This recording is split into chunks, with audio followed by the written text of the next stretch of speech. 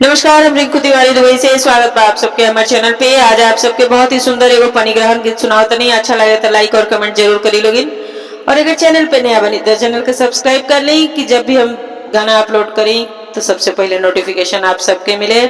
और इस तरह से अपन प्यार और आशीर्वाद बनौले रखी लोगिन और हमेशा साथ देते रही लोगिन। भैया टूटे न पानी की धार, बयार बहे मंडप में। भैया टूटे न पानी के धार, बयार बहे मंडप में। भैया टूटे न पानी के धार, बयार बहे मंडप में। धार जे टूटी ससुर जी मोरे हासेब, धार जे टूटी ससुर जी मोरे हासेब। भैया जइबा बहिनिया के हार, बयार बहे मंडप में।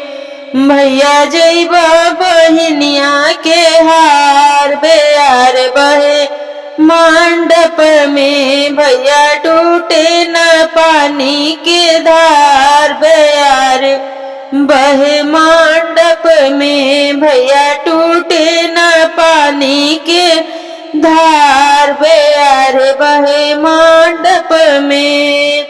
धार जे टूटी भसुर जी मोरे हासेब, धार जे टूटी भसुर जी मोरे हासेब। भैया जइबा बहिनिया के हार, बयार बहे मंडप में।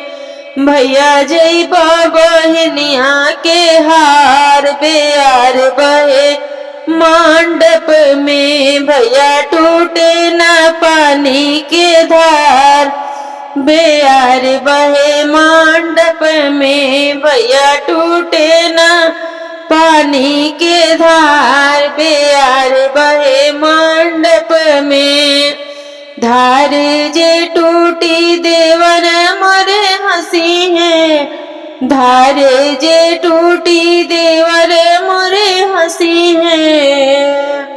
भैया जइबा बहिनिया के हार, बयार बहे मंडप में। भैया जइबा बहिनिया के हार, बयार बहे मंडप में। भैया टूटे न पानी के धार, बयार बहे मंडप में।